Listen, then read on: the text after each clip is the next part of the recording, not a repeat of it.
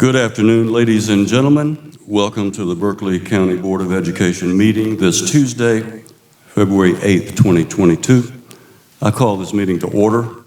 I declare a quorum of members are present and the media has been notified. I need a motion to approve the agenda. So moved. And I need a second. Second.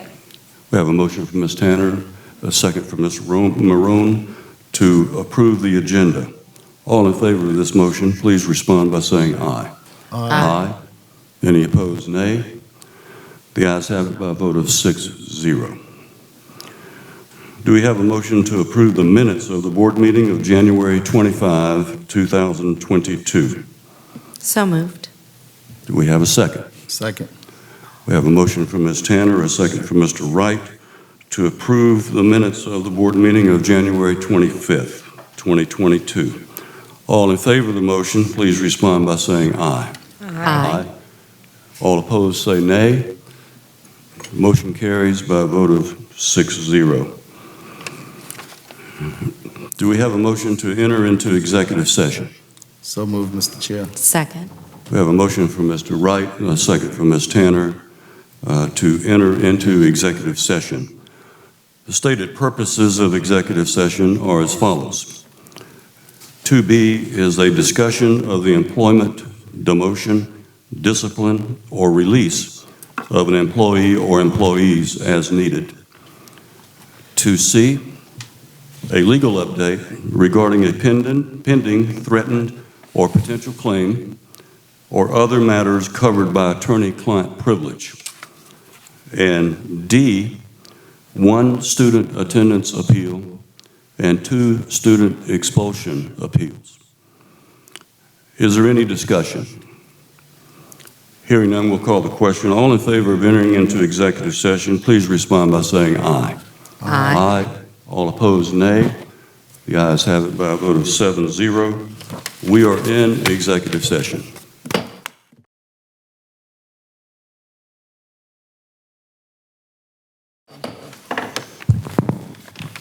Ladies and gentlemen, welcome again. I'll entertain a motion to return to regular session. So moved. Second. I have a motion from Ms. Tanner, a second from Mr. McQuillan to return to regular session. Is there any discussion? Hearing none, all in favor of the motion returning to regular session, please respond by saying aye. Aye. Aye. All opposed, nay. The ayes have it unanimously by a vote of 9-0. We are in regular session, and for the record, no action was taken in executive session. The next item on the agenda is I will defer to Ms. Tanner for our national anthem. Ladies and gentlemen, I ask that you please stand for the Star Spangled Banner, performed by Cane Bay Middle School Choir, taught by Katie Hardwick. Please remain standing for the Pledge of Allegiance at a moment of silence.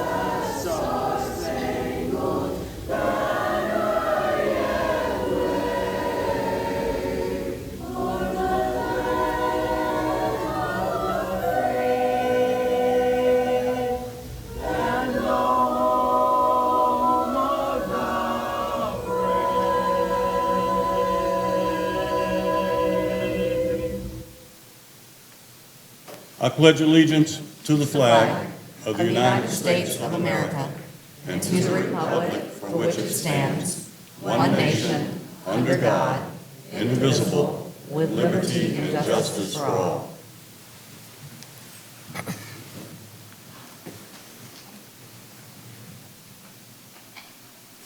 Thank you, ladies and gentlemen. Please be seated.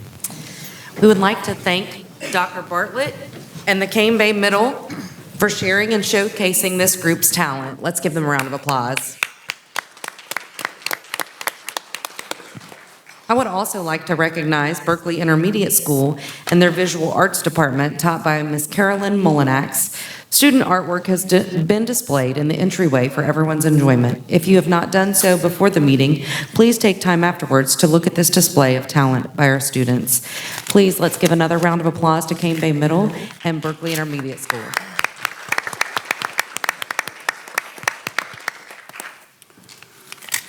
The next item on the agenda is item number 4, citizens' comments. I'll read the guidelines. In order to conduct the meeting in an orderly and efficient manner, we ask that you honor the following guidelines. Stakeholder comments are welcomed and encouraged. However, the board will not take immediate action on public comments at this meeting. Any person wishing to address the board must register prior to the meeting. Comments must be regarding programs, policies, or procedures. Comments regarding complaints against employees other than district-level executives or references to students other than the child of the speaker will not be heard in public session. Groups addressing the same topic should select one speaker. Comments will be limited to 3 minutes per speaker. The board chair reserves the right to allot additional time or halt public comments that do not adhere to the guidelines. Our first speaker is Lindsay Koch on DHEC and school policies. Welcome, Ms. Koch.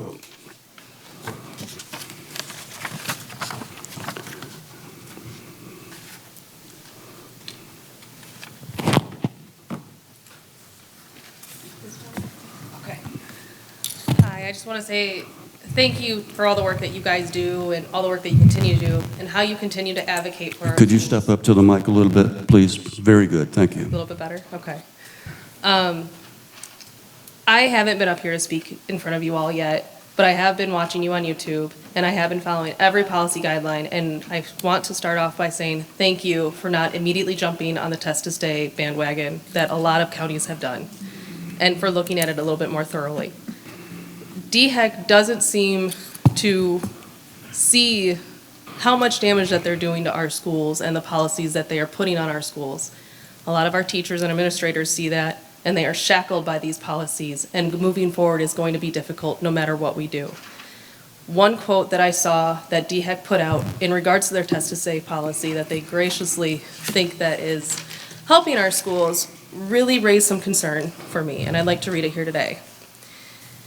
In addition, schools are asked to champion COVID-19 prevention methods among students and teachers. These include encouraging vaccinations, masking indoors, hand washing, physically distanced, and staying home when sick. Now, for 2 years, you've heard speakers come up here saying that masks aren't doing the job they're supposed to do. K95 masks are not fitted for children, they're not going to help. And cloth masks have been proven, although DHEC has not proven otherwise, to not be effective in curbing the spread of COVID-19. To ask a teacher or a principal or even a school nurse to encourage minors to get a vaccination isn't practical, and also it shouldn't be legal. That's for their doctors to do. And when DHEC puts these requirements on our staff, on our teachers, you have to see that these policies are not going to go anywhere. Knowing this, we're asking you not to champion them. There is a resolution going through the counties right now to ask DHEC to reevaluate their COVID quarantine measures. You've all seen the staffing shortages. They're not just because of the quarantine measures. A lot of them have to do with teachers giving up on policies. I've spoken to a lot of these teachers. I've spoken to 3 principals within my district. There's nothing they can do because they have to champion these policies. They have to enforce these policies, but they can't hold on to staff members. And kicking volunteers out of the school in November was a huge mistake. We need to get back in the schools, and we need to be able to help our teachers. Our community is suffering, and we just want to help. please hear us and please open the doors again. Thank you. Thank you very much, Ms. Cole. Our second and final speaker is Mr. Torrey Liferidge. Under the comment, thank you for the board and Chairman Barrow for a great presentation. Welcome, Pastor. Thank you. Good evening, Board, Chairman Barrow, Superintendent Jackson, and the district.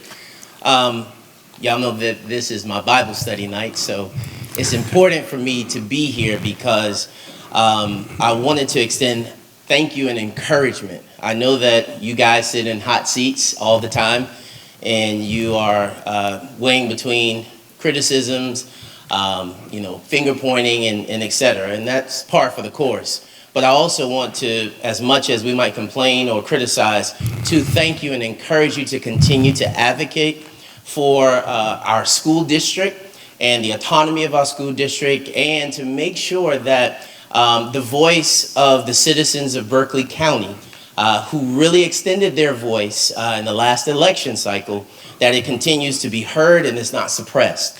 I truly believe that there is an attempt to suppress the voice of the people and the will of the people, and I need to remind you and encourage you that regardless of the rhetoric that you hear on a daily basis, there is a majority, sometimes silent, but there is a majority that is always with you and that will stand with you.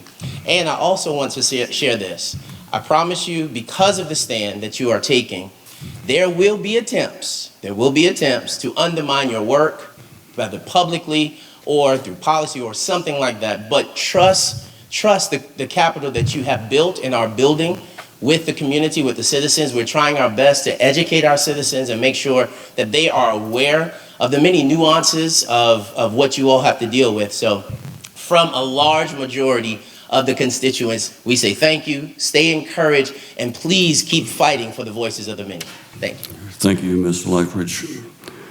Our next agenda item is any action is required for items from executive session. We originally had one attendance appeal, but that has been resolved. We have two expulsion appeals. I'll entertain a motion for the expulsion appeal for student number 1. Mr. Chair, I move that student number 1 be handled administratively. Second. We have a motion from Ms. Wofford, a second from Mr. McQuillan to allow the administration to handle this privately and individually with the parents of the student. Is there any discussion? Hearing none, we'll call the question. All in favor, please respond by saying aye. Aye. All opposed, nay. Motion carries unanimously. Mr. Chairperson, in the matter of student number 2, I move that we grant the expulsion appeal and assign the child to the alternative school. Second. We have a motion from Mr. McQuillan, a second from Ms. Littleton, to assign the student to the Berkeley Alternative School for the remainder of the school year. Is there any discussion? Hearing none, we'll call the question. All in favor of the motion, please respond by saying aye. Aye. Any opposed, nay? The ayes have it by a vote of 9-0. The motion carries. We also have some other HR motions. Mr. Chair, I move to accept the personnel recommendation of the administration as discussed in executive session. We have a motion from Ms. Marone. Do we have a second? Second from Ms. Tanner to accept the personnel recommendations of the administration as discussed in executive session. Is there any discussion? Hearing none, we'll call the question. All in favor of the motion, please respond by saying aye. Aye. Any opposed, nay? Ayes have it by a vote of 9-0. The motion passes. Mr. Chair, I move that we submit the mandated report to the State Board of Education regarding the unprofessional conduct discussed in executive session. Second. I have a motion from Ms. Tanner, a second from Ms. Littleton to submit a mandated report to the State Board of Education regarding unprofessional conduct discussed in executive session. Is there any discussion? Hearing none, we'll call the question. All in favor of the motion, please respond by saying aye. Aye. Any opposed, nay? The ayes have it by a vote of 9-0.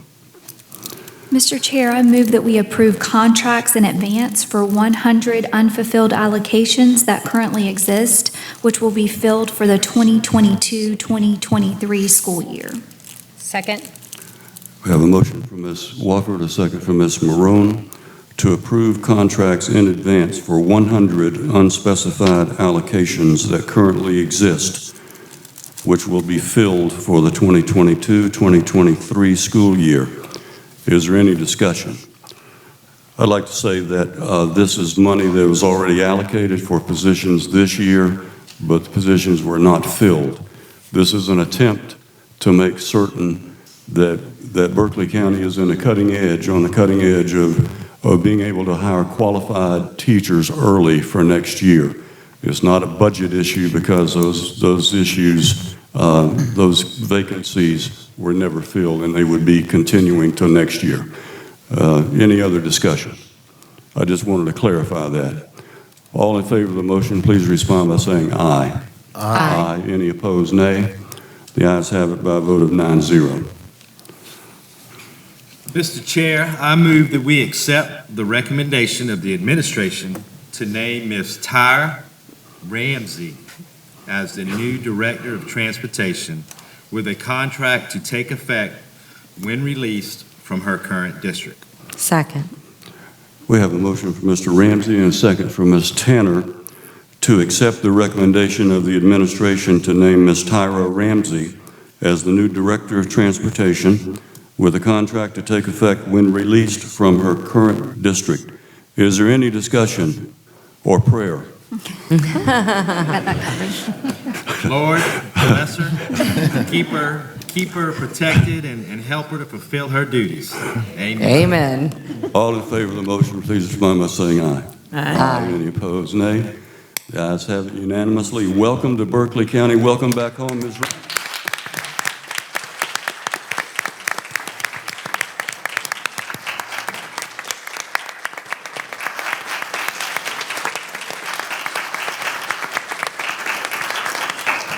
Ms. Ramsey, do you have anybody with you tonight that you'd like to introduce?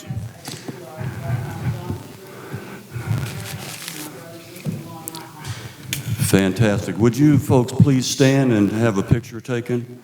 We appreciate that. Come on, get together. Y'all family now.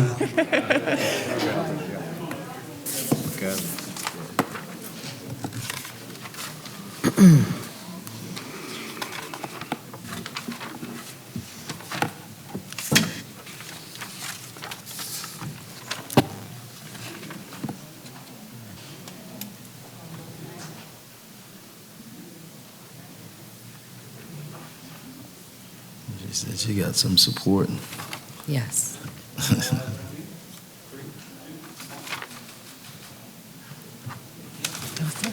Congratulations.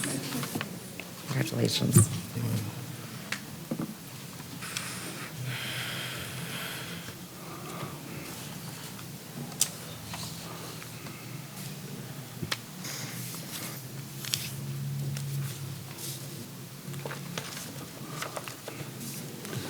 The next agenda item is agenda item number 7,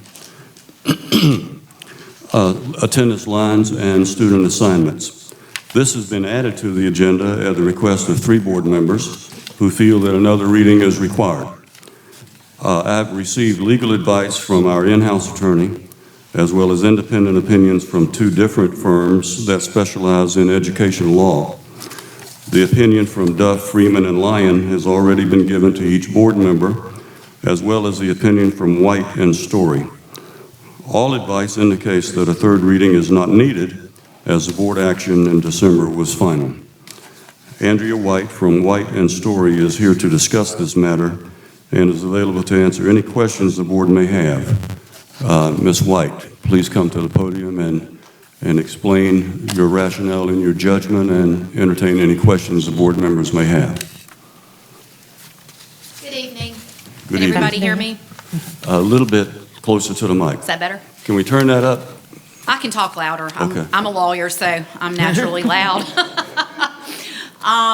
Mr. Barrow, you contacted me about a question whether or not the board was obligated to give another reading to the passage of a change in student attendance lines. The board states in its policies that it follows Robert's Rules of Order with regard to the conducting of its meetings, and Robert's Rules of Order does not require that 2 readings be given to any policy or to any change in policy. I also reviewed so that leaves that question then to a board's own internal operational guidelines. I have reviewed all of your relevant board policies, and there is nothing in board policy that requires that 2 affirmative votes occur in order to pass a policy or a change in policy. The purpose of giving readings to a proposed policy or a policy change is to provide notice to the public of what is going to be contained in the policy or in a revised policy, so that the public will have the opportunity to comment on the topic of the policy or the changes in the policy. And based on the information I have been provided by the district, that in fact has occurred not just at the 2 readings in November and December of last year, but also through workshops and on the district's website, where the public was given notice of what the changes were going to be before the board acted on them. So based on all of that information, I do not believe that the board is legally obligated to take this matter up for a 3rd time. And I'm happy to answer any questions that any trustees might have. I'd like to ask you the same question I asked you back in executive session. So we got a memo from another law firm, Dave Duff's law firm, Duff, Freeman, and Lyon, and in that memo they say, although the chair, during discussion at the November meeting, did refer to a 1st and 2nd reading of attendance plan, the agenda for the November meeting did not list the action to be taken at the meeting as a 1st reading and vote. Likewise, the agenda for the December meeting did not list the action to be taken as a 2nd reading and vote. Concerning certain other matters, perhaps by historical practice, the board may have at times followed a procedure of giving 2 readings and 2 votes, and in those situations, presumably the 2 readings and 2 votes process was specified in the agenda for the 2 meetings.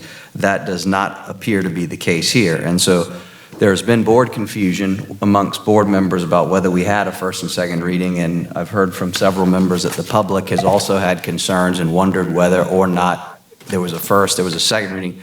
So is there anything legally that prevents us, in the interest of transparency and to clear up the public confusion, to vote on this again tonight?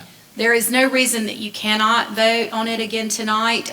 In reviewing the recording from the November 9th meeting, it was clear to me that Chair Barrow indicated that it was a 1st reading and that there would be a final reading at the next meeting, the meeting in December. Apparently, the agenda did not specify that. But looking at your agenda example for this evening, your agendas are pretty bare bones, I would say. You know, they don't indicate a lot of detail about what's going to be taken up by the board.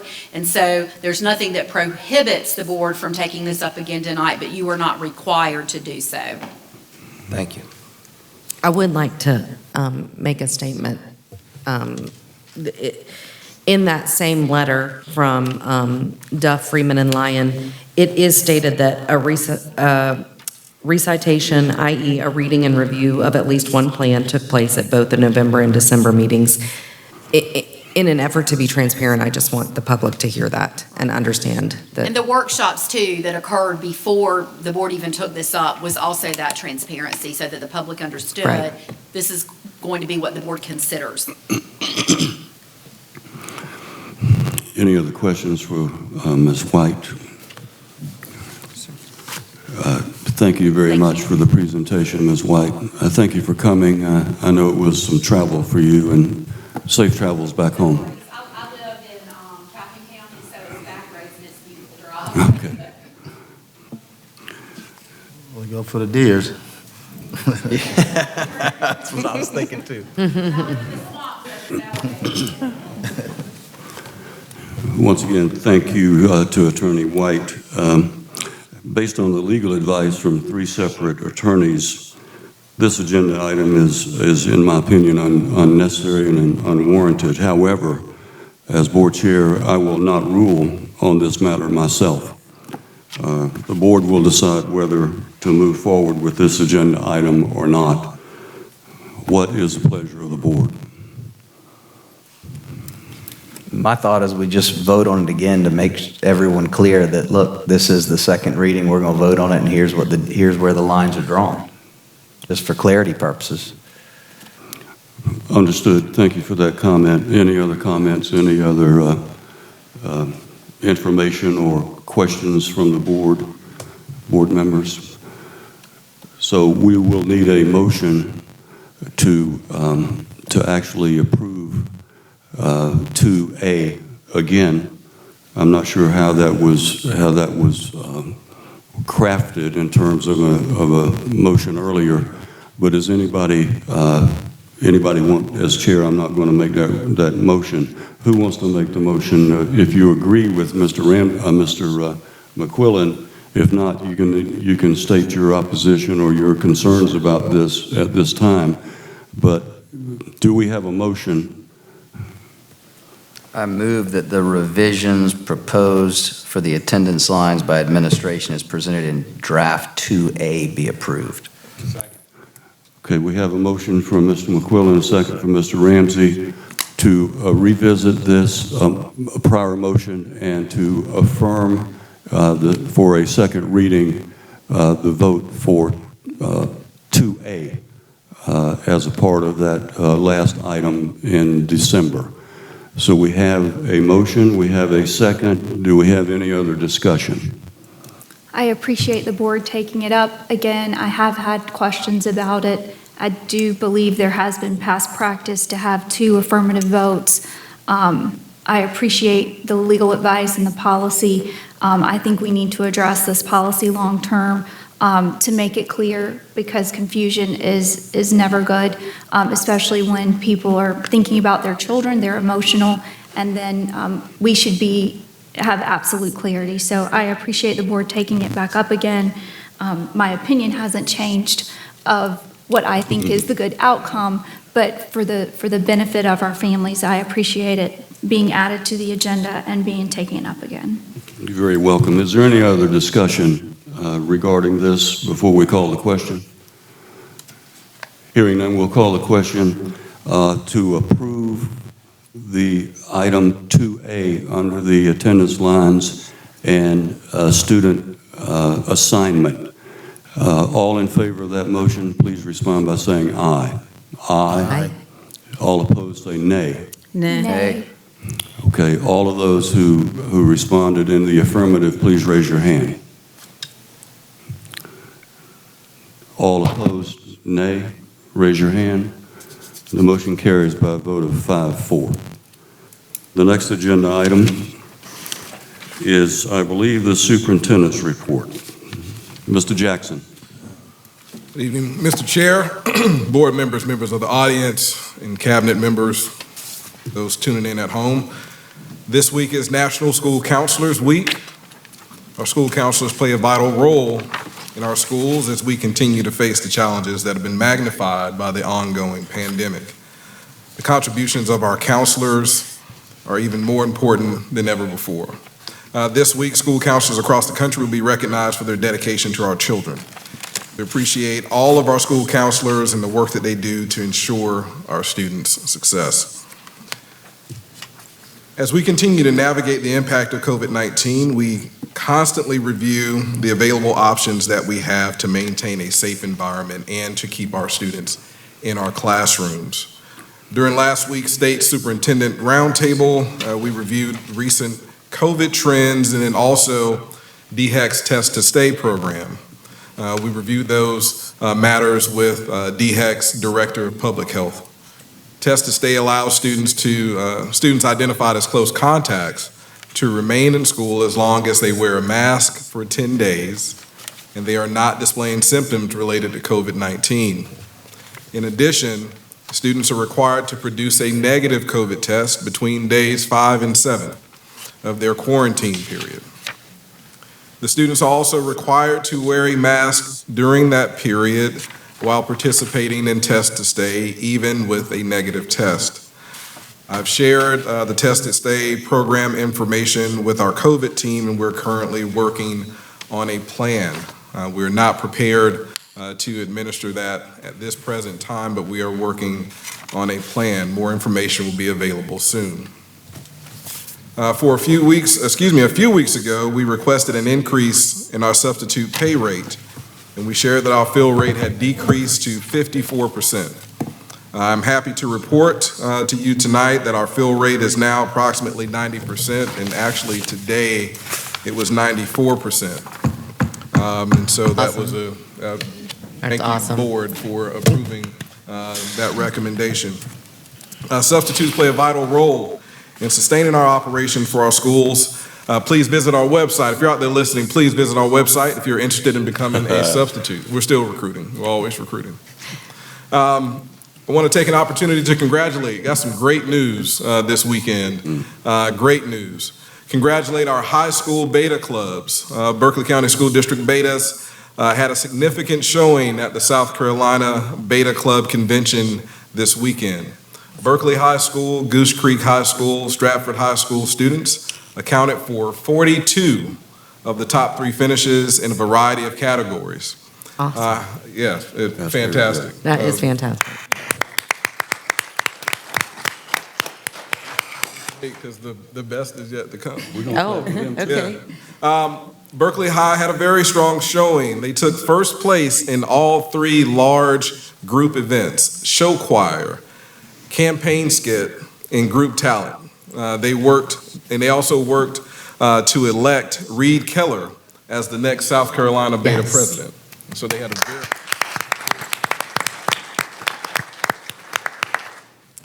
Goose Creek High's Maria Booner was selected as Berkeley County School District's sole National Convention Golden Ticket winner, and has been invited to perform in the opening ceremony at the National Convention.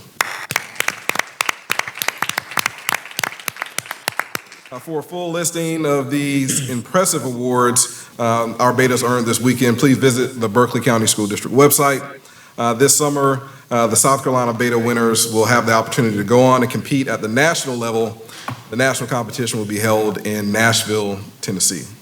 I know they will continue to work hard during this period, and we will have a strong showing at the national convention. And so these students, they do a phenomenal job. They did great. They achieved a lot, but they didn't do it all themselves. They had some sponsorships. They had some adults working with them. So at this time, I want to give a very special thank you to Brittany Colley, a math teacher at Berkeley High, Taryn Davis, a social studies teacher at Goose Creek High, and Melissa Rooney, a math teacher at Stratford High. They all worked tirelessly outside of their classroom hours to serve as beta sponsors for these talented students. Berkeley High's Brittany Colley, she has helped guide her club to 6 state championships, 1 national championship, and 4 top 5 national placements in the past 8 years. And so that's phenomenal.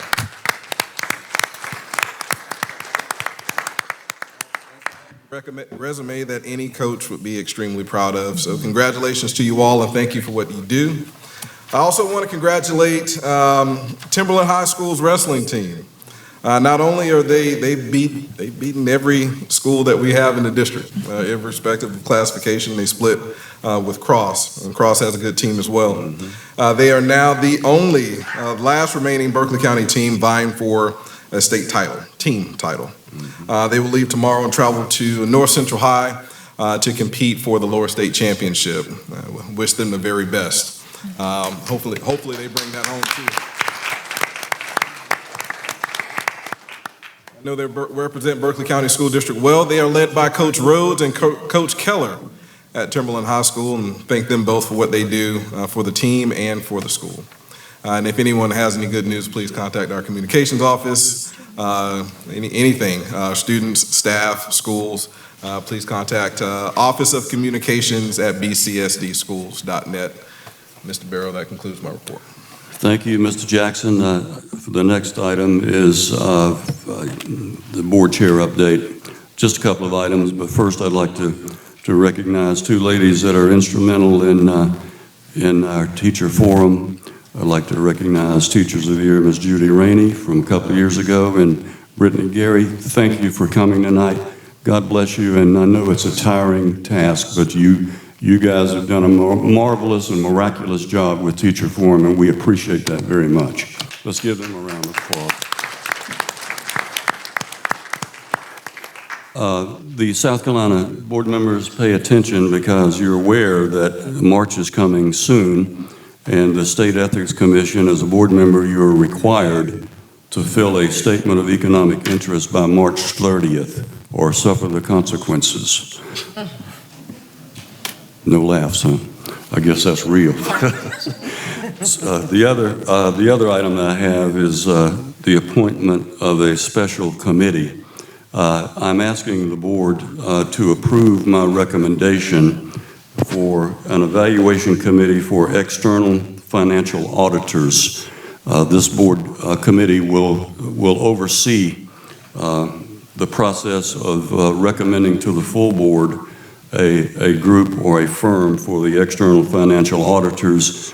And if you will, I'd like to appoint Mr. Mac McQuillan from District 2 as the chair of this committee, and Ms. Kathy Littleton from District 4 as a member, and also from Ms. Sally Wofford from District 6 as a member. Can I get a motion to approve this special committee? So moved.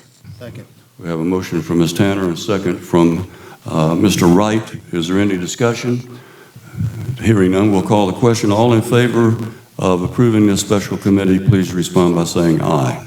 Aye. Any opposed, nay? The ayes have it, and the motion carries by a vote of 9-0. Excuse me. 8? Oh, Mr. Ramsey? Okay, I didn't see him. 8-0. So I'll entertain a motion to adjourn so that the committees may proceed. So moved. Second. I have a motion from Ms. Littleton, a second from, who made the second? Ms. Tanner. Ms. Tanner, to adjourn the meeting. All in favor respond by saying aye. Aye. Any opposed, nay. The ayes have it by a vote of 8-0. We are adjourned.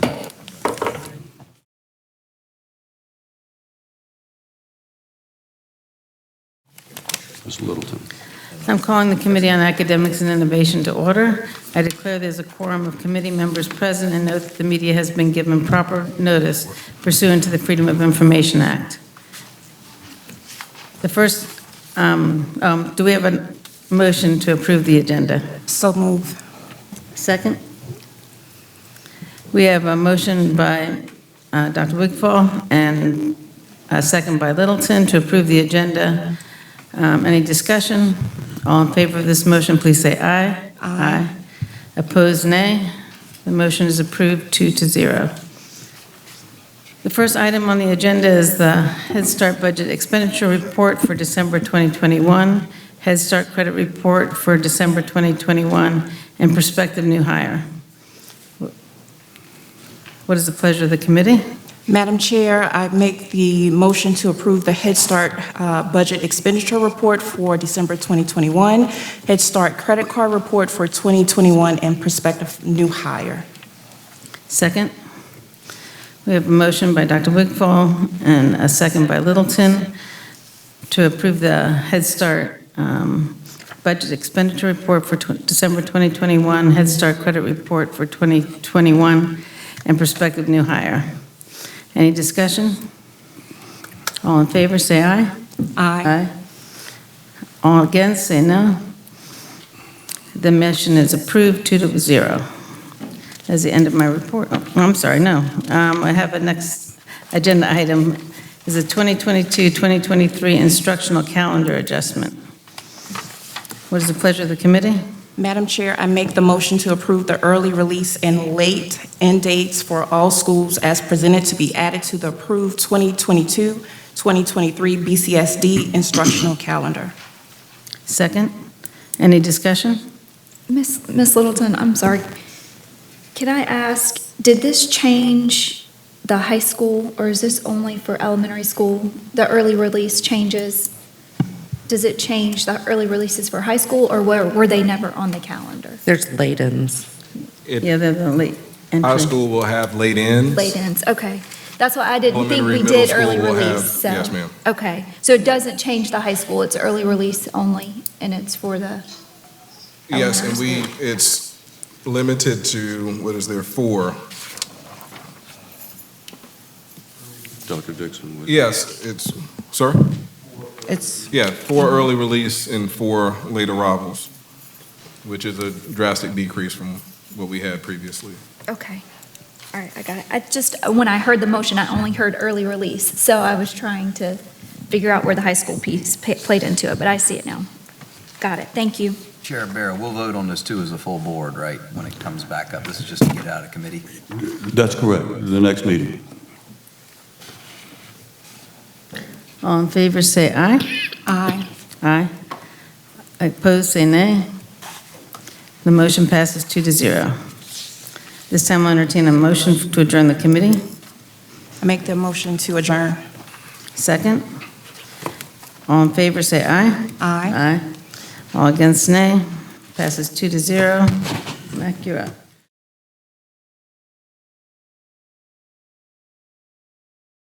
I'm calling the Committee on Finance and Capital Planning to order. I declare there's a quorum of committee members present. Note that the media has been given proper notice pursuant to the Freedom of Information Act. I move to approve tonight's agenda. Do we have a second? Second. Any discussion? Hearing none, I'll call the question. All in favor, please respond by saying aye. Aye. The agenda is approved. The first agenda item is out-of-state travel. Ms. Smith, you're recognized. I'm going to go ahead and move to approve the out-of-state travel. Do I have a second? Yes, amen. All right, Second. we got a motion and a second. Any discussion? Hearing none, I'll call Take the us to question. church. Amen. All in favor, please respond by saying aye. Aye. Aye. The ayes have it. All right, second agenda item, Ms. Smith, is the cell tower leasing presentation by APC Edge. Thank you. Good evening, Chairman McQuillan, Mr. Jackson, and board members. At our January meeting, there was a request for additional information regarding RFP 617-2122 for cell tower leasing and licensing. Mr. John Arthur from Wireless Edge is with us this evening to provide additional information and to answer any questions that you may have regarding this project. This is for information only, and there is no item on the agenda for an approval this evening. Thank you, Ms. Smith.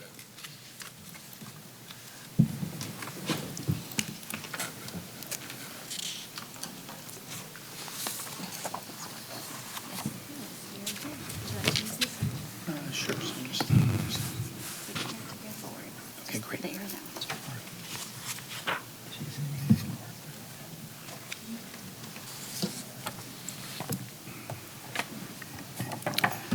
Good evening, Superintendent, board members. My name is John Arthur with APC Edge. Unfortunately, Danny Agresta wanted to be here tonight. He had back surgery a couple of weeks ago, so he really wasn't ready to come out. He's still in recovery, so he sends along his apologies. Welcome to Berkeley County. What was that? I said, welcome to Berkeley County. Yes, thank you. Yeah, it was a long trip this morning. I came down from New York, so Oh, wow. might be a little bit crusty, but we'll get through it. I'm here to answer any of your questions. I have a short presentation. It's a lot of material that we've seen before. I've tried to target some of the questions that I understand that you folks have.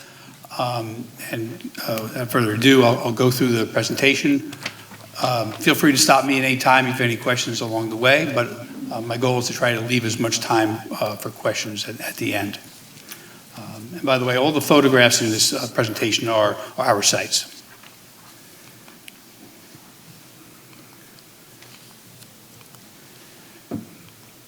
So a little bit about the summary of the project. We're a very hands-on company, a boutique tower company. We have a lot of hands-on by our principals.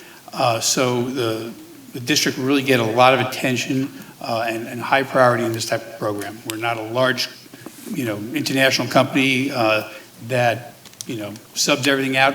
We take everything internally. We probably have about 10,000 sites under our belt with about 25 years experience. Both Danny and myself have about 25 each. So we have a lot of experience in all sorts of antenna facilities, towers, rooftops, stealth installations. We focus on public properties. We've done a lot of schools, parks, town halls, police fire stations, DPW yards, roadways. We have one prison and military bases.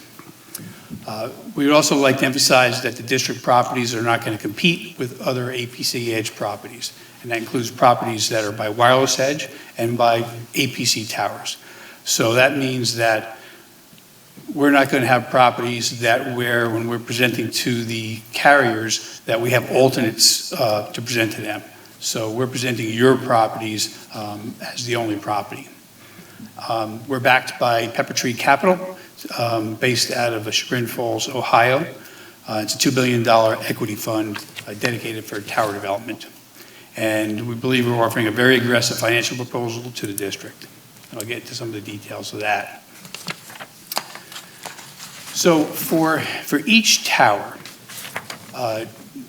we start out with an SLA signing bonus. So that's a site license agreement. So once we've presented a site to the district and you've approved the site and we go forward, once we execute the lease agreement, is a $5,000 signing bonus. Once the site gets constructed, there's an additional $75,000 bonus. And then as we sub-license to each of the wireless carriers, there's a $5,000 bonus for each of those. So in this market, there are really 4 active wireless carriers. There's the big nationals, AT&T, Verizon, T-Mobile. T-Mobile merged with Sprint not long ago. And there's a new entrant, Dish Network. They really haven't built yet, but they're just coming into the market, so they're really considered a 4th carrier coming along.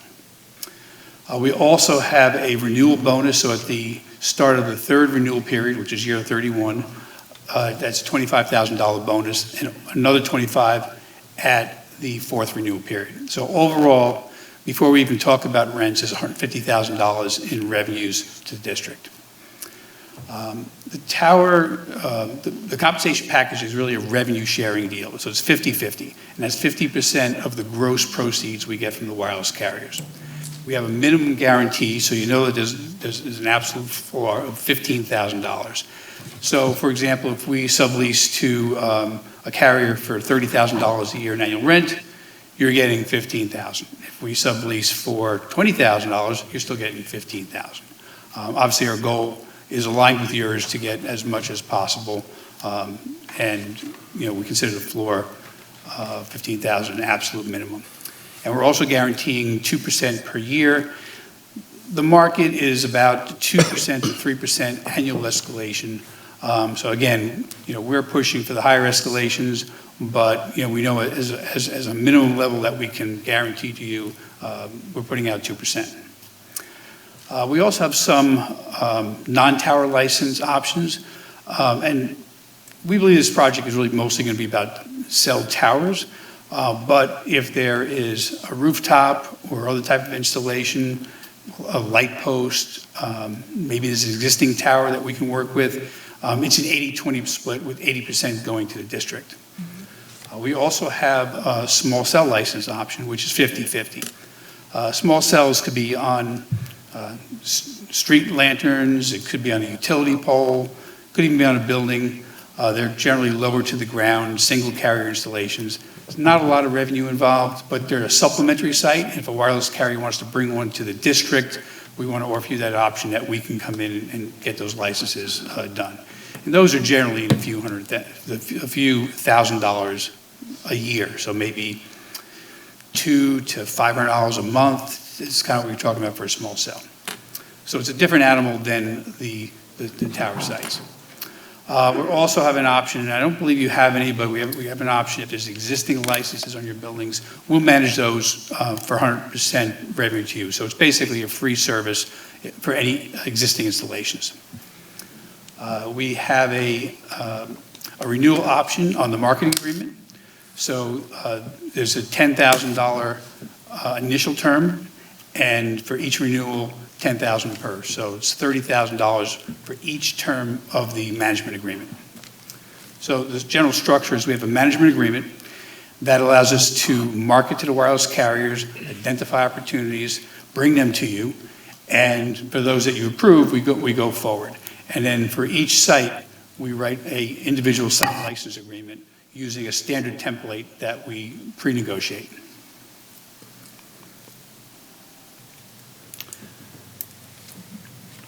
So when we first responded to the RFP, we looked at all the properties that were on the list. I think there was about 40 properties.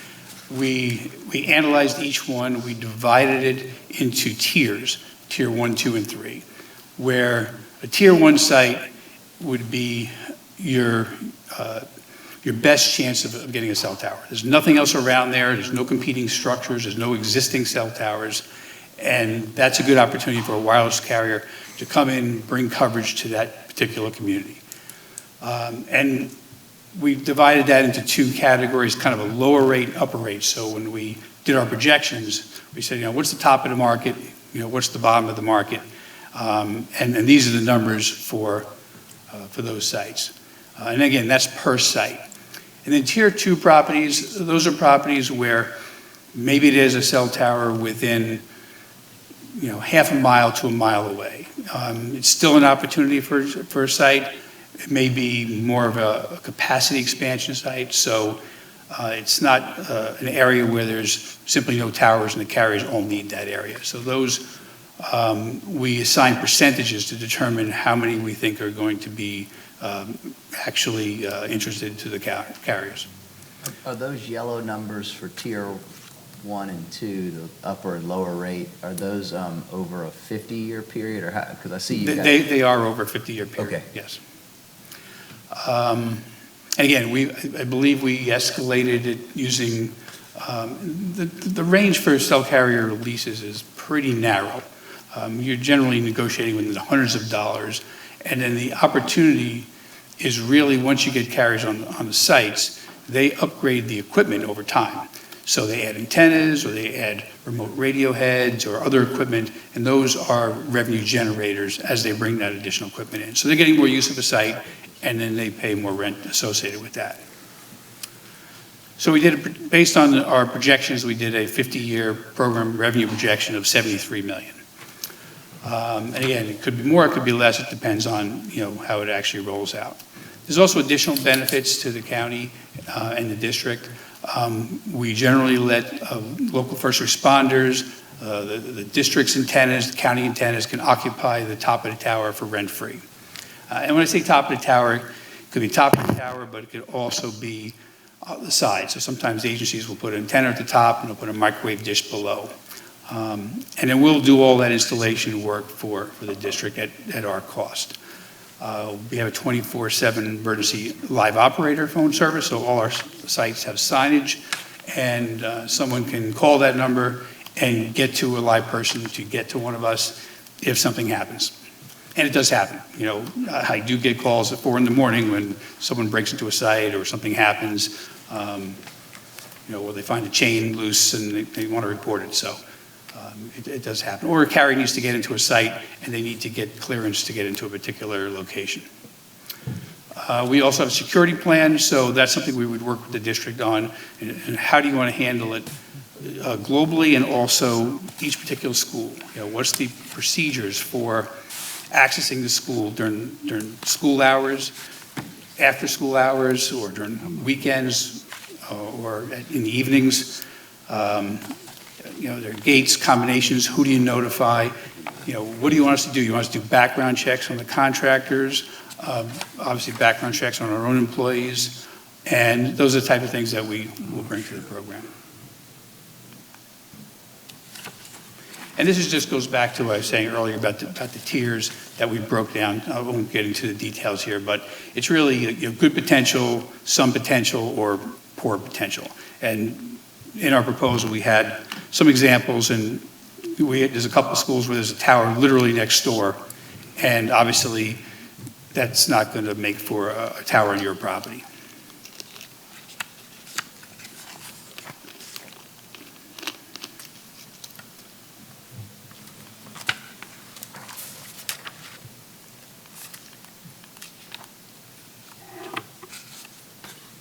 One more, too many. So a little bit about the financial administration. So the way we approach these projects is we, under the marketing agreement, we're your communications site manager. When a site's developed, that's a tower facility. So that tower facility pays rent to us as a manager, and then we aggregate it and provide you with the remittance with reporting. So we'll do typically a monthly report, and then that's a rolling report, so at the end of the year, that's going to be an annual report. And then we also take that, and we send it to our CPAs. They do an analysis of it to make sure everything looks good, and we can issue you a report back. And the reason why we do that is we want to split the towers from the marketing agreement. If down the road you want to change marketing companies, the system is established, so the remittances can then go to the new marketing company, the new manager. So it's kind of pre-set up for if you had to, change this out for another company for whatever reason. And obviously, we don't believe you would, but it's structured that way. We have complete program transparency. It's something that you don't often find in the tower business. Copies of all the sublease agreements, amendments, rents. We scan. We have bank scanners in the office. We scan in the checks. We have the wire records. At any time, you can see those records and do an audit of those documents. So you have full access to all of that. And then we can make disbursements monthly, quarterly, annually, however you like. We also have ability to do services in kind. So, for example, we're working on a fire department. It's actually a fire department installation on a school property. And as part of putting the fire department's equipment on there, we're purchasing materials for them, and then we're deducting it from the rents that would be due to them. So we provide them quotes for the materials. We're doing all the labor for free, so it's really just a material type number. And then, we get them to authorize a deduction from the rent. So we're basically financing your installation and materials.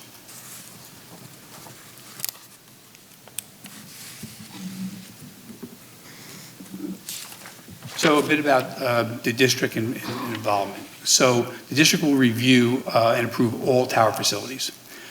So for each facility, we'll work with you to select the best location on each property.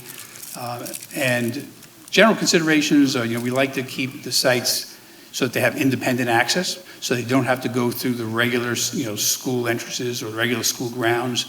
So putting them out of the way and in the best location, really works best.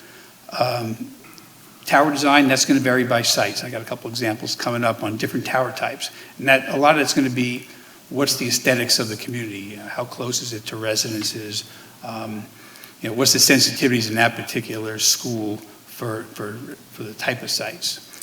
The fencing, there's different materials, there's landscaping, all that we will work out on a site-by-site basis. Likewise, how we access the site and how we bring utilities in both have to be decided. Some sites you might need road gates, and those would be individually locked as well. And then sometimes what we do is we'll have a combination to get into a site, but we'll have a different combination for the road gate, because you may not want to have the carriers have that combination. You may want to have us provide that, or have someone from the school open it up for them. And then we have signage. All our sites have is required FCC, FA signage. There's various notices. There's an ID identification, our phone number for leasing, and our phone number for emergency services. And here's some examples of the signs that we put on our sites. We also do custom signs. So, a couple of these examples. One's located at a police station, and that's the one on the right in Montvale. They want someone to check in with the police station every time they go to the site, so we put a special sign on. We have another property it's actually fairly remote, but they want to notify the police when someone's on the property, even though there's no other facilities there. That's just what they wanted us to do. And here's some of the tower types. Typical monopole, you've seen many of them around the area. We do a brown monopole very often, and again, that depends on the backdrop. Are there any hills, woods? So we find that site tends to look better than a standard galvanized pole, and it's pretty serviceable. There's also a mono pine, which is a stealth tree. Again, it's a matter of placement. Sometimes these can look good in the right setting, and sometimes they can look facility in the right setting, in the wrong setting. And we also have a Unipole Design, which could be a flagpole. This particular one is at a high school in Long Meadow, Mass. And that's a custom design that we did for that facility. And that has 6 levels, 6 12-foot levels inside that pole, and it has the fire department on there. Here's an example of a facility, Governor Livingston High School. There's a 130-foot monopole. You can see it's kind of off to the side of the athletic fields. That was a 5-carrier capacity with public safety. And that particular site was a known coverage hole. They had no coverage in the school. The school was very much in favor of it. People couldn't text, they couldn't call. The police radios didn't work in that area. So it was a big project, and it was highly successful at the school. We also installed a lightning warning system for the athletic fields as part of that project. So we mounted that to the school rooftop. So there's lightning coming in, they get a warning. And I included some photographs I had included in previous presentations, but these are detailed photographs of that same site. So you see does it have a pointer to it? Let's see. I think it's that one. I want to do the button and make it go.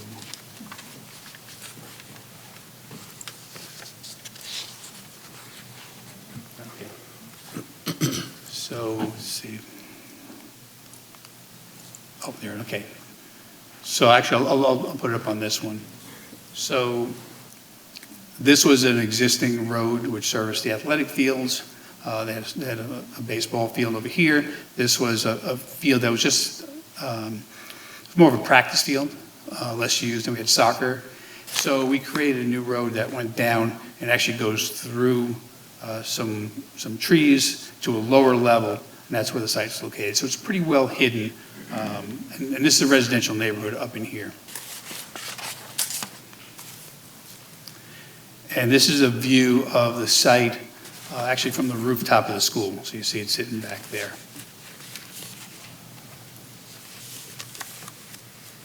And this is the ground installation. What you don't see in this photograph is off to the right, there's a layer of landscaping. So we had some Scotch pines that was maybe 20 feet or so in front of the fence. And then we used a perma hedge on an 8-foot fence. And we gave the school, in this particular case, we gave the school an option. They want a brown pole, they want a galvanized pole. They selected the galvanized pole, and so that was really their choice. Now, I don't understand there were some questions about RF safety, so I put together this exhibit. This was actually, is that same school, Berkeley High School, and this is an RF report. So very often when we go through a zoning and planning process, we'll do an analysis of the carriers that are going on there and what the radio frequency emissions would be from that site.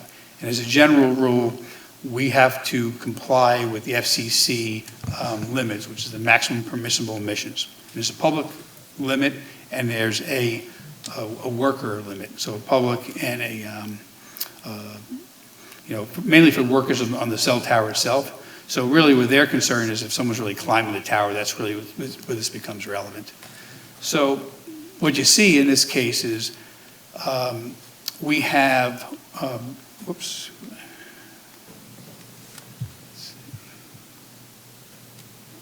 So we have Verizon, AT&T, in this case T-Mobile, and Sprint, including the Nextel frequencies, which Sprint owns. So really now it's T-Mobile, Sprint, and Nextel all together.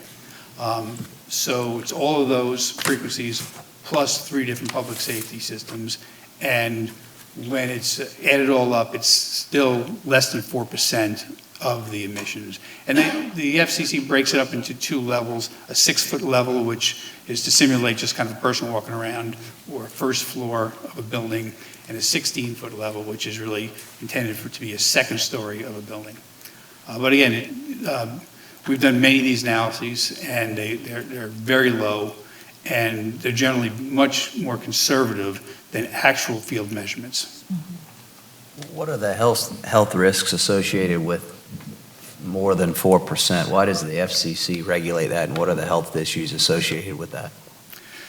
So the FCC had determined a safety level. So they went and, there was a number of committees and, the IEEE, and they agreed on what would be considered to be an unsafe level. And then they gave it a safety factor, and that safety factor is something like 50,000 times below that level.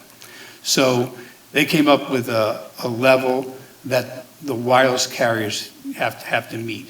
And if they don't meet it, then they have to go get special approvals and have special, protections.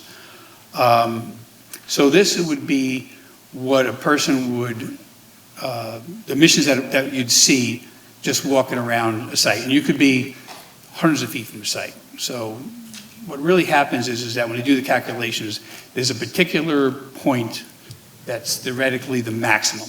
So they just max everything out across the board. And that's why these numbers are so conservative, because let's say Verizon maxes out at 400 feet and AT&T maxes out at 300 feet. They just take the worst across the board to come up with a number.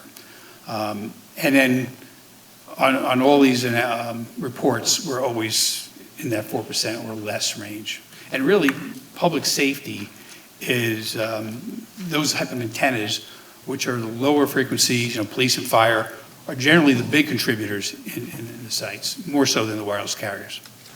So, another way to think about it is, your cell phone, that has to transmit and that has to reach the tower. Likewise, the tower has to reach you. So it's basically the same power level, where you're at. So these things emit things too, just like the towers, or no? They do. Okay. They do. And we had actually a pretty interesting discussion during the recent zoning presentation with one of the carriers, and there are folks. And this was a town where they had no cell phone coverage. We brought a tower to them maybe 6 or so years ago, but it's very far away. And the plan was always to have 2 towers to cover the town. So now we're going back to them with the second tower to cover the other half of town. And, what was explained was that if you're living in the part of town that you have barely any coverage, you might still have a bar on your phone, you might be able to make a phone call, but your phone is trying to reach that 5-mile away tower. So your phone is constantly powered up. So there's actually more energy coming out of your phone because there's not a cell tower nearby. So it was kind of an interesting thing that came out of that presentation.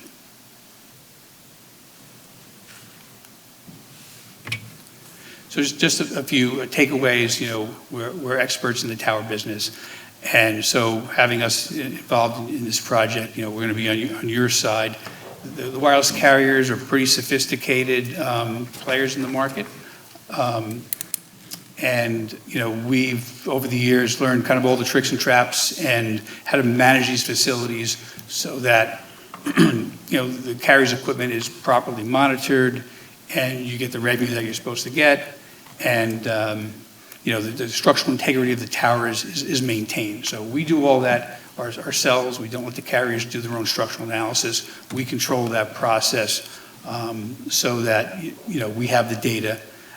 You have access to that data at all times. And it's really our asset, so we want to make sure that it's pretty secure. 5G have any bearing on cell towers? Will 5G be a competition, or will 5G towers, some go on cell towers? I'm trying to look into the future. My question is, will these cell towers in 30 years, do they have any potential of being obsolete? I hope not. I hope not, because that's saying the business I'm in. Basically, technology doubles every year. Right. And they talk about China having a lot of 5G little towers, which 5G, my understanding is like within real close distances of being close. So when I started out in cell business in '96, so that's just about when the PCS carriers like Sprint and T-Mobile just came out of the gate. And they were really coming out with 2G networks. And then not long, maybe 6 or 7 years later, they started going 3G. And then maybe it's 10 years ago, they went to 4G with the LTE. It's a long-term evolution. So now they're talking 5G. So what's also happened in between is that we used to see equipment changes every 5 years, then maybe every 4 years. And if you asked me 5 years ago, I was saying, well, every 24 months, we're seeing something being changed out, a new technology, a new antenna, a new way of, getting more out of the cell sites. Now it's almost every year. So we've got lots of amendments that are going on. They're constantly moving equipment around.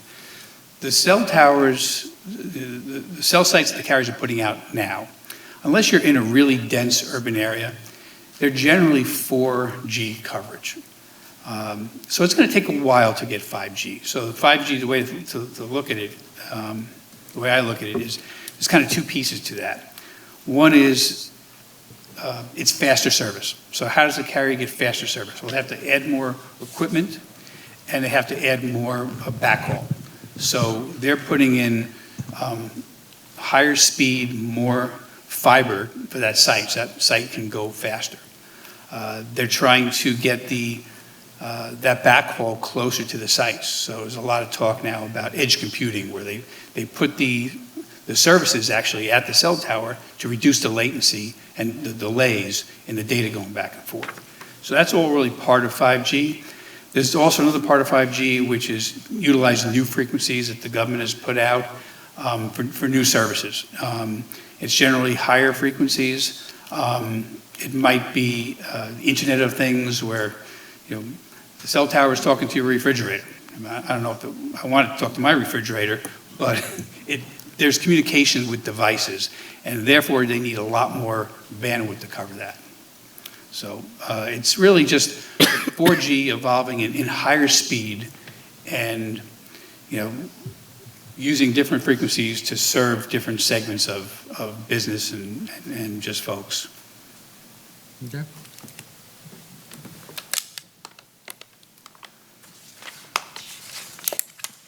And this is just a closing slide, just again, some photographs of some of our capabilities. We've done a lot of work on governmental properties, custom designs. That site up to the upper left is a smokestack. That's a 6 level cell tower inside of there that we custom designed.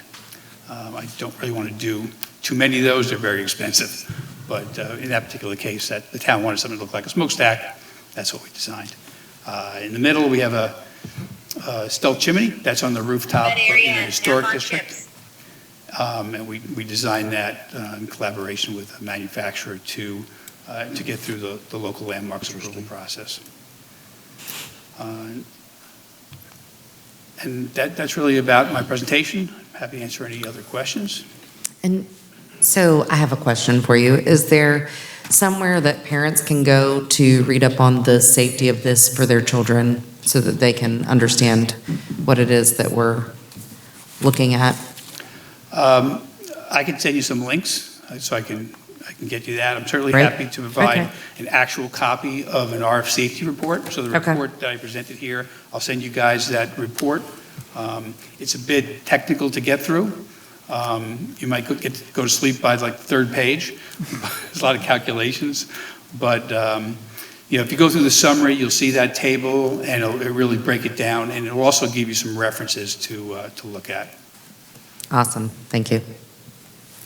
I tell you, the revenue looks great, and for Ashley's purposes, the guaranteed rent is a great thing for budgeting purposes, too. We did at the prior meeting when this first came up, we had a speaker, actually, it wasn't a board member, we had a speaker come up and talk about the health concerns and health issues, and so I think that would be helpful for you to send us that. My question is, if it's over that 4%, are there known health issues? Is it cancer? I mean, what are the known health issues if you're exposed to very high levels of this stuff? Do we know what those are? We've never seen a site that goes that far.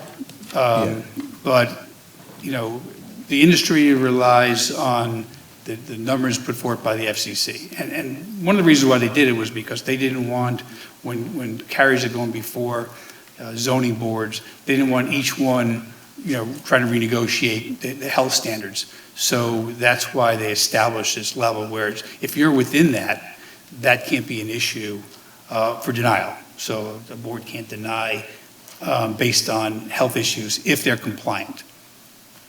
But it really turns out that the levels that we're actually seeing are way, way below anything even close to that.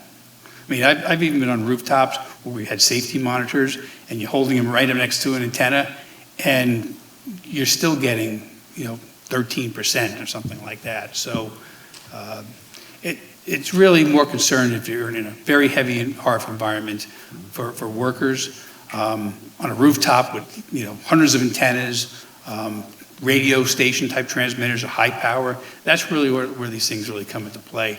The cell towers themselves is pretty low, and the further away you get from it, it's inversely proportional to the square of the distance. So as you get further away, it's 10 feet is 100. So it's like that. If you are a worker, though, and are exposed to these unusually high levels that aren't on any of your towers, what are the health risks associated with that? Well, those workers don't go into anything that's like a heavy RF environment. They're going to wear protective gear. They're going to be wearing safety monitors and all that. But that's not really the type of sites that we're talking about here. We've never had anything close to that. We don't have any protective gear required because the levels are so low. Yeah, I'm just saying, assume that it's a very high-level environment, the worker has no equipment on, and he hangs out there for 6 years straight. What's going to happen to him? What are the known health issues? I don't think I could answer that. I wouldn't hire that worker. Are you looking for a new job back? No, I don't want to sit next to one of these things. All right, thank you, sir. So this is a no-action item on the agenda. Well, we really appreciate you coming from New York and explaining all this to us. That was a great presentation. Great. Thank you. Thank you. The next item on the agenda is the third item, the semi-annual procurement reports for July 1st, 2021 through December 31st, 2021. Ms. Smith? This is also an an information-only item. These items have been placed on board docs for your review. Sorry, Mr. Barrow. Yeah, I just need you to speak up a little bit. Okay. This You're is so soft-spoken. for information only. The procurement items have been uploaded to board docs for your review, and Marcy and I are here for any questions if you have any. Any questions? Hearing none, we'll move to the fourth agenda item, which is the CARES Amendment. Ms. Smith, you're recognized again. Thank you. Administration is requesting an amendment to the CARES spending plan. The first part of the amendment, a non-monetary change, is a request to update the verbiage, which currently states, provide additional personnel to schools in response to staff absences and/or additional staff due to COVID. The request is to add the verbiage to include funds to pay for temporary assistance to help assist with contact tracing, parent calls, and entering information into the COVID tracker retroactive to the beginning of the year. The second amendment is to reduce the same purchase service account by $300,000 to provide supplies to nurses and testing and/or vaccination sites and to purchase additional PPE. Have a motion? Mr. Chairman, I make a motion to approve the amendment to the CARES Act spending plan to update the language to include compensation for temporary employees, to assist schools and nurses, and to decrease purchase services and increase supplies to purchase PPE and supplies for the COVID testing and vaccination sites in the amount of $300,000. Second. We have a motion and a second. Is there any discussion? Hearing none, I'll call the question. All in favor, please respond by saying aye. Aye. Ayes have it. The next item, number 5, is the capital projects update. Ms. Driggers, you're recognized. Thank you, Ms. Smith.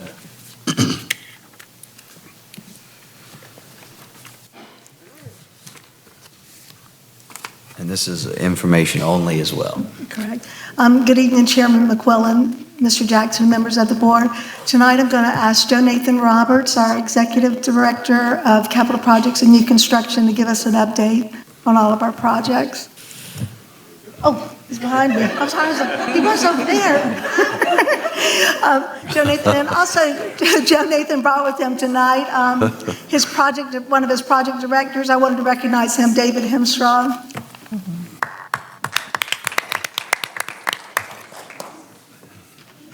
Welcome, sir. Thank you. Good evening, committee chair, board chair, Mr. Jackson, board members, and cabinet, and everyone. Can everyone hear me okay? Good. I want to make this brief if I can. To start with, when I got here in May of last year, Mr. Jackson and I walked the Cane Bay Elementary campus, and I had a little concern of being able to finish in time looking at the building then. And he gave me a quiet and stern encouragement to get it done anyway. And we were successful due to Buck's Bulldog and the contractor and everything else to help pull it along with David Hogue. So we added this wing that you see here, if you can see it being circled. We added roughly 23,000 square feet to the building. That wing has 10 new classrooms and 4 new science labs inside. It's another shot. The capacity has increased to 1,475 for the campus now. This is a shot down the... Joe Nathan, can I give a qualifier to that? Yes, sir. It's 1,475 with the existing mobile units. And so we wanted to make sure that we were able to accommodate the maximum amount of students that we possibly could. And so it's 1,475 with the mobile units. Thank you, sir. Keep that in mind. I have a question on that, Mr. Jackson, maybe Ms. Roberts. Is this 1475 possible going to relieve some of the students that are on the cap? We're monitoring that situation now. Preliminarily, it looks like Cane Bay Middle School may be satisfied as far as their enrollment and capacity needs with the 1475. That's preliminary. We're still taking a look at that. It's a hopeful prognosis. Absolutely. Yes, sir. Thank you. So, and I did want to mention that teachers moved into the building just before Christmas break last year. Students were no problem moved in on January 6th when they returned. We are addressing still punch list items and getting the contractor through to final completion. We're still working on that, but there's no impact to the students, no impact to operation on campus while that's going on. We're projected to complete all of our punch list items by the end of the month, although there are some supply chain issues that we are faced with. Here's a Cane Bay Science Lab,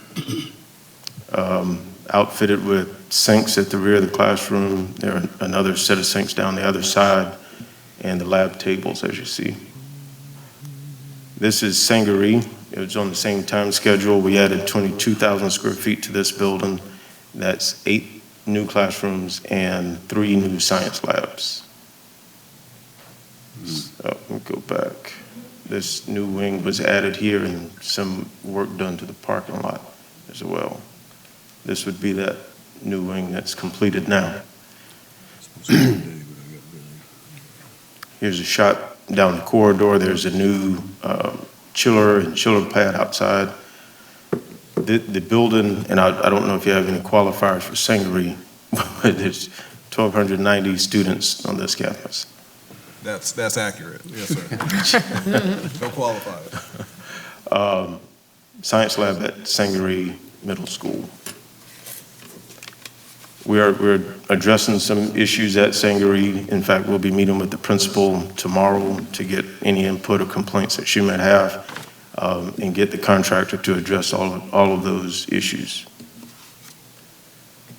On to, Sangri and Cane Bay came in by the skin of our teeth on time. We're slightly under budget. And I think with all the constraints of COVID and that whole deal, it's still a quality project, but there are some issues that we have to address, and we will continue as long as it takes to get them resolved. Congratulations. Thank you. Well done. Thank you very much. Ms. I Roberts. definitely want to say thank you. That wouldn't have been possible without facilities help and Ms. Triggers, Buck, David Hogue. I couldn't take any credit for that. I definitely appreciate you coming into what you did come into, and then being able to make sure that the project was on time as much as it could. The communities appreciate it too. So, well done. Thank you. We like on time and under budget. And under budget, so. We've really pressed it with this next one, I think, but we're going to push through this one too. This is the Karns Crossroads project. We're targeted for completion summer of 2023. We're on schedule at this point, even with some challenges there. This one is slated to be a 1,200 student campus, 1221 to be exact, and it's 173,500 square feet. This site is right off of Highway 176 across from the new hospital. And this is where we are as of now, probably about a week ago. This would be the west of the site. 176 would be at the bottom of the screen. This portion at the southwestern end of the building is the new gymnasium. Then you have a chorus room and band room in here, cafeteria area, and then the kitchen service area on the back. The building will come along the front of the school, will be facing the new Karns development, the residential development.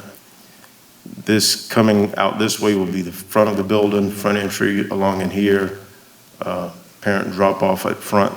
This is our administration wing where these foundations are going in, and coming straight across, second grade wing that you would see foundations poured where my arrow is pointing now.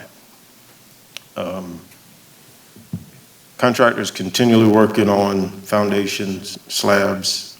We were there earlier today. They're pouring more foundations and preparing for a slab pour in this square area here by the end of next week, provided we don't have any bad weather. We have avoided, on the Karns project, we were able to avoid some soils issues that in the beginning were estimated to the tune of about $1 million, and with some adjustments with the contractor, looking at doing things a different way. Again, Buck and David really pressing the contractor to do their jobs right. We got that down to no cost, and the latest that I've gotten is a $90,000 change instead of $1 million change for unsuitable soil. That's just impressive. knocking out more of the bad stuff and bringing in more fill. Right, if you look at this area to the back of that west side, all of that is a wetland, which affected this portion of the building, this gymnasium area that had to be treated, and there's another area that's not on screen and across the road that were heavily affected by unsuitable soil. But we've been able to manage so far without any major change orders other than the $90,000 that will be presented in the next few weeks or next few days, excuse me. Moving on, we're working on Sr2 Roofing. Those projects, there's about 6 of them that'll start this summer in June. With this, there are some supply chain issues that we're having, and we're trying to work through now, getting material ordered now, making sure our designs are vetted, and contractors are all on board and being able to go as soon as school is out and get these 6 projects finished by the end of the summer. Am I right, Buck? Okay. I didn't hear that, Mr. Some of these projects may run into the next school year, so we'll work the ones that we can finish over the summer, and there might be 1 or 2 that have to finish during the school year. And that will equate to about $11 million worth of roofing work. We have Sr3 projects that are going into design now. That's another, I think this is $18 million worth of roofing that we'll do in Sr3. As soon as those designs are completed and approved through OSF, we'll schedule those following, which would, in the next, I think the Sr3 funds expire in 2024. So from now till 2024, we'd have selectively replaced and repaired roofs over the campus for 15 campuses, over the district for 15 campuses, totaling about almost $30 million. On those roofing projects some of which may have to be finished during the school year, can y'all try to and I don't know that you can, but can you try to prioritize them to schools that have a lot more capacity in terms of students, so that if there is the roofs off of one area, students in, for Cainhoy, for example, is very low student capacity, but the building has a lot more space. That would be one that you could probably easily move. We're trying to manage that along with our supply chain issues and being able to get enough material to do projects. So we're looking at all of that at one time. Well, I know with Devon Forest, you guys were putting the roofs up at night Yes, so that it didn't really interfere with the kids. that's correct. So if it goes into the next school year, that's the plan? Absolutely, yes, ma'am. Okay. The next project, and this would be the last one, is the Sangri Elementary and Intermediate Roundabout. It's been a heavily congested area for some time now. This was, if you could see my cursor, this was a four-way stop that caused a lot of congestion in this area. Now, the roundabout is in operation now. As a part of that project, the county performed this whole work and funded this, and the school district provided additional funds to have the stacking loop for the campus for Sangri Elementary extended. And as early as, or as late as today, we rode through at the 2 o'clock dismissal for the elementary school, and there's a noticeable relief on the traffic passing through that zone now. The extended stacking loop and the roundabout contribute to a lot of relief in that area now. There's another shot of that. This is actually slated, it was supposed to be completed December of '21. The contractors had several issues, COVID being one of them, and they're now projected to finish March 25th. So, Mr. Roberts, that yes, sir.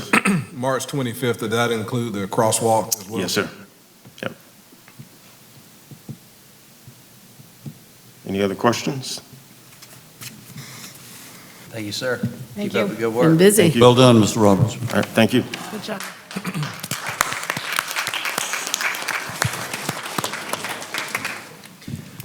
This time I'll move to adjourn. Second. All in favor? Aye. Aye. We are adjourned. Good night.